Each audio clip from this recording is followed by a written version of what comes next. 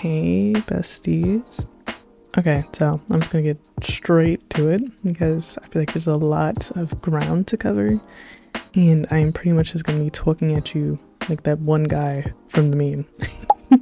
And right, basically I got inspired to do like a more realistic feeling, like really locked in kind of occult world redo, and I needed to see that for me. Like I love occult a lot, and I just feel like the occult worlds that we got are just really missing something, aside from like the obvious stuff that they're missing from like the content we didn't get as far as gameplay. Like they're just missing something. And so I figured I would attempt to redo really all of the occult worlds, and I wanted to start with Innisgreen, which is like the fairy worlds, and so I did. And so I really put a little bit too much thought into this perhaps, but it also was like really very fun, right? So I feel like I'm gonna like pop a map up, right? So there are 3 neighborhoods in Innisgreen. There's like the coast of something. I can't remember the rest of it, but like it's called like the coast of something. That is like the town center. It's like less rural, more not quite urban, but like, you know, there's like a bunch of like houses and like an actual town center. So like I imagine that's where all the humans are. So that whole neighborhood is filled with human sims and a secret third thing that I will get to, because I did record that household just because I put a little twist on it. I wanted to include some like actual fairy folklore and not just my own lore. And then the next neighborhood is it everdew? I think it's everdew. And so that neighborhood is for like the harmonious fairies. And then the last neighborhood is, I think it's like sprucederry something. But that neighborhood is for the discordant fairies. So like in The Sims 4, there's like harmonious and there's discordant, which they're not necessarily good and evil. They just do things differently, but they're like the same. And so I need you to stick with me here. I really do. So I wanted to make sure that like all fairies had like a unifying trait, or at least a couple aside from just wings. So I made sure that all fairies have purple eyes and these like glowy tattoos that literally came with the pack. And so there's like it's like a secret trait basically, that if you have 2 fairies have a baby, the baby will obviously be a fairy, but it'll have like a high fae lineage trait, which makes their powers stronger. And for the purposes of this world, just imagine that they have that. Because I think you can only get it from like natural, like actual in-game births. Like you can't get it through casts. So, you know,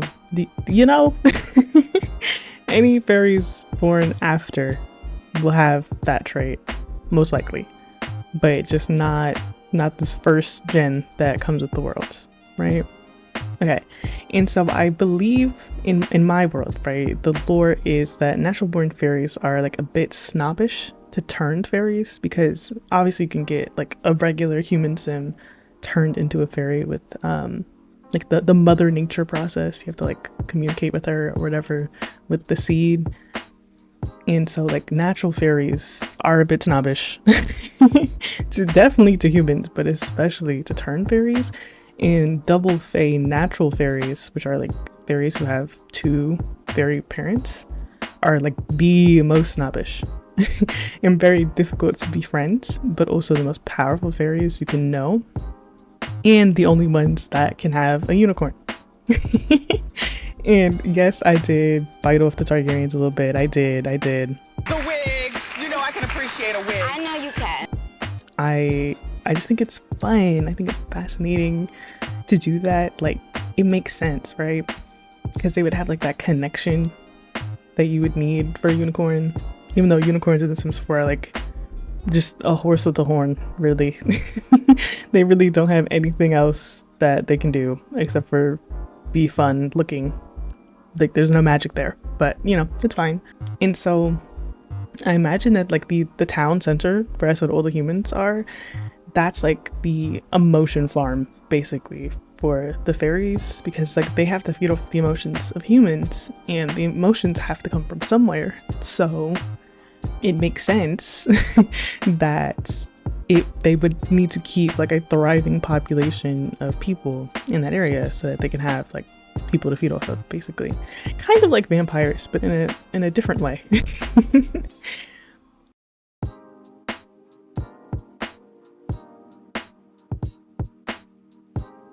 This family right now is the Fitzgerald family. They're one of like the human families. They are twins, I believe, and also natives to Innisgreen. They're like a mixture between natives and non-natives to Innisgreen in the town. And I was definitely utilizing that one mod that lets you set like where your Sims are from, basically, and what kind of accents they have. Like I really enjoyed that mod a lot, actually. I got heavily involved with that mod.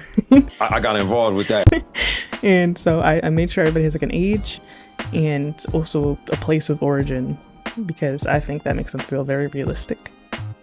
But every single household has a storyline. I don't think I'm going to be able to get to every single household storyline in this video, and I definitely didn't record every household because that would give anyone cast fatigue, really. So I definitely will try to touch on like the most interesting parts, and definitely like the overall lore of fairies. That's kind of what this is about. But like I'll leave like the household stuff up to people that actually want to like play in the worlds, because I think it'll be fun, you know. I redid every single lot essentially, except for one of like the little pond lots, because I left that open for your sim to move into, because your sim will need a place to live. So I didn't want to take over every single lot, but basically every other lot is utilized. So they still have like the community lots. I didn't change those because I think those are fun. I think I got all the builds that are not the same as they are in everyone else's game are from the gallery, and I put who like the creator is in like the little lot description, so you know who did it. Because it definitely was not me. I am not a builder. No, that is not me. But I just didn't want it to look boring and bland with like really fun, nice looking sims, and then some very not riveting builds, you know what I mean? Because not all of them are bad, or really none of them are really bad compared to what we used to get, but like, you know what I mean? Like it's a different vibe with like gallery builds. So I wanted to make sure that I like updated it with some like better houses. And also in the human population, like the town center neighborhood, I wanted them all to have like the orangey brownie roofs, and so I just got a bunch of houses that were in that style. And so this household is like the Innisgreen duplex households, and I was going to initially like separate it out with like the rental system, but I don't know how weird that's gonna be. Like, you know, it gets real weird. So I didn't want to like accidentally corrupt the save or corrupt anyone else's save if they download this. So I just left them as a household together. But like if you have for rent, you can do that. They're supposed to be like two separate households, but like it's fine. It doesn't really matter. So the first two girlies are like besties, and like they live in like the downstairs, I guess. And then this girly and her two kids live in the upstairs. And this is where I wanted to sort of dip my toe into like fairy folklore, because in fairy folklore, right, they're really not seen as like good creatures, you know what I mean? Like they're sort of mischievous and dangerous. And like you're not really happy to see a fairy in folklore, you know what I mean? So I do know that they are meant to sort of kidnap kids and like change into that person and leave that changeling in their place from the kid or the adult that they kidnapped, basically. And also they like they manipulate time too, and I think that's interesting. I think they kind of represented that in like the Sims 4 with like the aging, how like they don't really age the same as human Sims. They're like they live a little longer. Yeah, I really just wanted to sort of make sure that a little bit of that was represented in this world, because I wanted the lore to be like more rich. So those two kids are definitely fairies, but she just doesn't know it yet. Like her kids definitely got replaced with fairies. So that was like the little secrets. And then this is the like most powerful fairy family that we're getting into, and they are the Donagans. And so for like the name schemes, I wanted them all to have like Celtic or like Irish names, just because like it felt right, since Innisgreen is definitely supposed to be like that. And so I just had fun with it. I really did. I really had fun sort of establishing a lore, because I love doing that with like my little townie makeovers for like occults and stuff, and like when I make occults too, but I've never just done it on like a full scale before. So like this was fun. I had a good time. And so I definitely, full fairies have like very like pointed ears. Like they're very pointed, very like long ears, purple eyes, and I just wanted them to have like a lot of purple, this family in particular, because they're like the harmonious fairies. And so like I'm also kind of biting off of True Blood a little bit, but also they kind of low-key are too, like in the pack a little bit, because the like fairy council lady, like Karen, is supposed to like represent fairies and like their wants for like the world. So like, you know, a little bit of True Blood biting off. But really with this one, I wanted it to be that like the harmonious fairies are cool with like being publicly out as fairies, but they don't want to be seen as like what they're known as for folklore. Like they don't want to be seen as mischievous. Like they want to be seen as good all the time. Like they want to be seen as like a Tinkerbell, you know what I mean? Like not necessarily mischievous, but like they want to be adored, you know? And then discordant fairies are like, well, we are mischievous, so like let's just be real, you know? Like we do use demons as kind of like an emotion farm. Like that's fine, you know, like they are made for that basically. But the harmonious fairies are more like the PR version of what a fairy would want to be seen as. And so they try to live their life like that, and they try to force that lifestyle onto others. So whenever a fairy gets too discordant, they have to like move out of Everdew and into the like, sprucederry woods, meadow, whatever that other neighborhood is, with the discordant version of the Donagans, which are the Burns.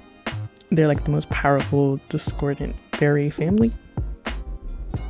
And yeah, and their colors are actually green. They still have the purple eyes though, because I wanted to make sure that that was like consistent through like everyone visually. You can like identify a fairy by like the ears and the eyes. And so I should probably also just talk about like the other households. Okay, so there's the Donagans, which we're making right now. For harmonious fairies, at least, there are the Kleins, which is one full fairy and a human. And then they have a half fairy, half human baby. And I'll put some like pics up just so that you can like see the family I'm talking about. There's the Murphy households with a tinker fairy who like fixes everything and like stays by themselves. They're really chill, very low-key, very out the way, very like focused on like building anything building or fixing or repair related. Like that's your fairy.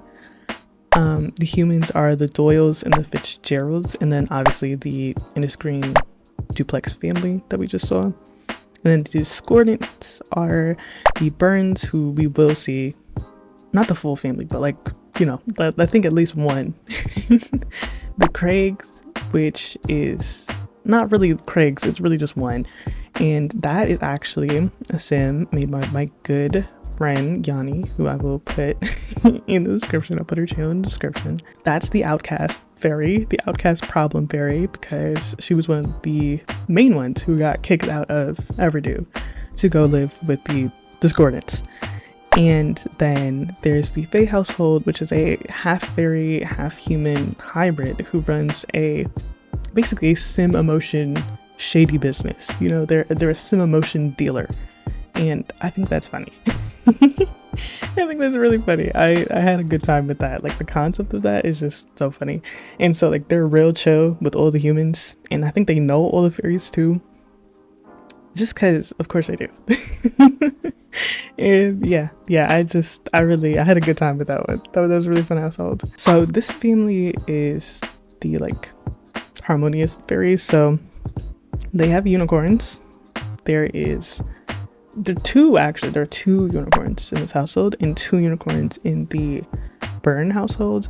So this family gets the white unicorns and that family gets the black unicorns. Like, yes, I had to look to The Sims 3 as inspiration. The wigs, you know I can appreciate a wig. I know you can. Because I adored the unicorns in that game so much.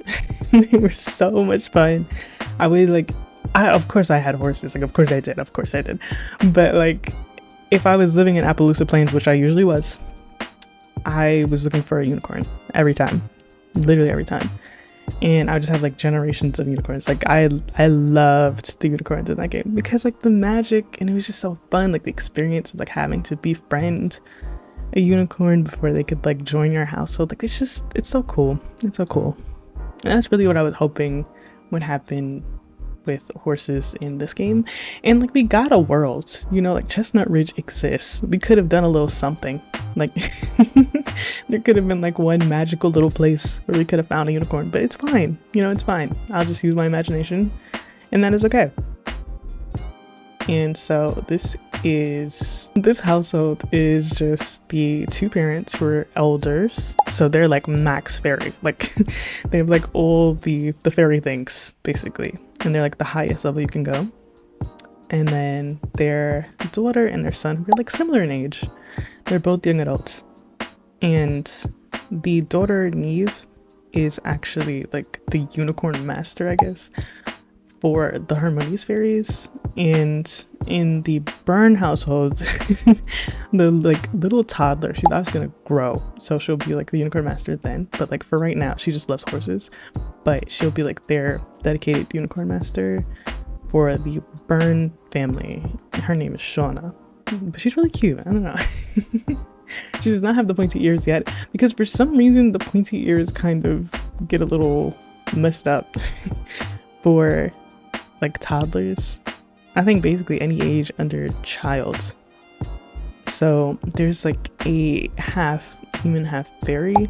And I took the pictures before I remembered to give her like her one purple eye.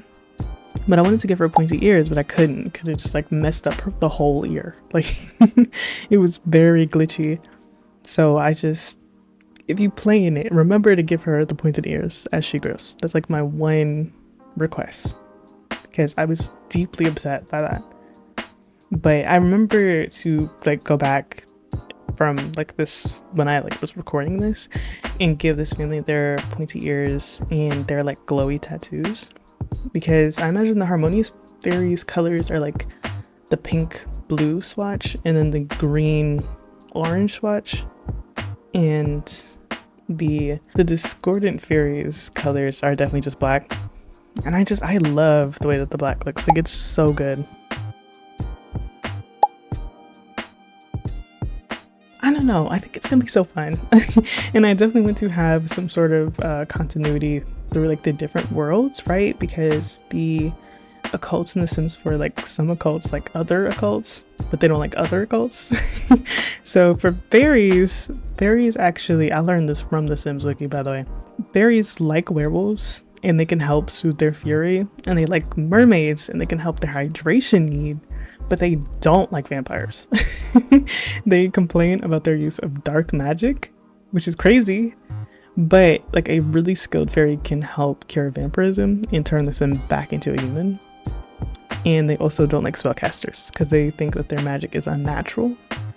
And I'm sure you can work through a friendship between those two, but like they're not they're not cool. They're not cool. And so I want to make sure that's like represented as I like go forward. But since this is the first world, it's kind of just like the beginning. And also there's like a teleporter near the Donnigan's house, like house lot, and you can travel to secret lots across the game world, which I did not know, by the way. It costs fairy dust to teleport, but like you can go to Sylvan Glade, you can go to Forgotten Grotto, you can go to the Magic Realm, you can go to 6 AM, you can even go to the peak of the mountain of Mount Komorebi.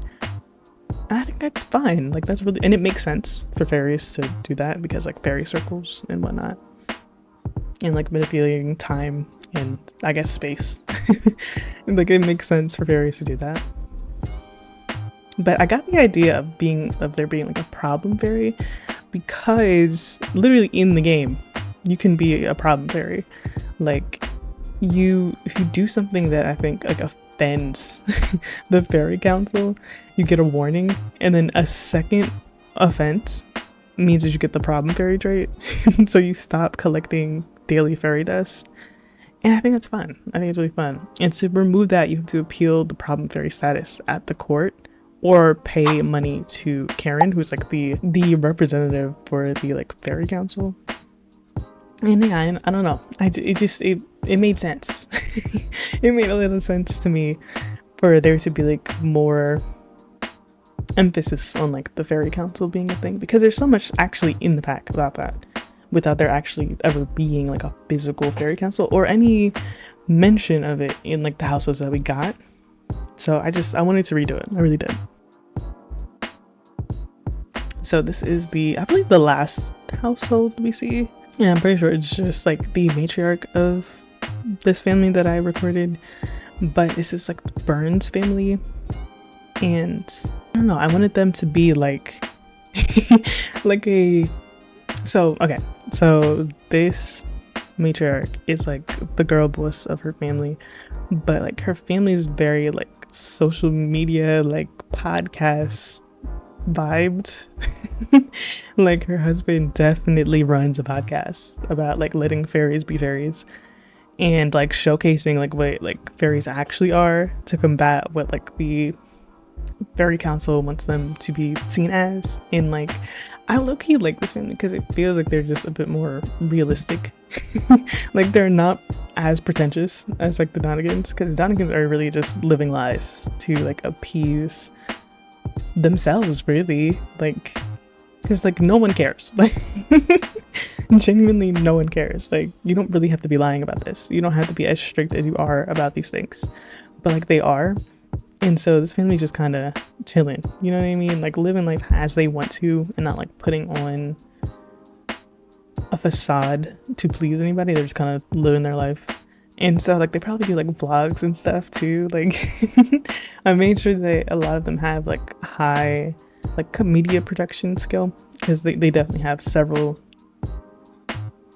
They definitely have like several channels and whatnot. And also their color, like their family color really is like green and a little bit of black actually, because I think the son does wear a lot of black. But yeah, just because I wanted them to sort of be able to be seen as different, because they are different compared to the harmonious fairies, but they're still like the same.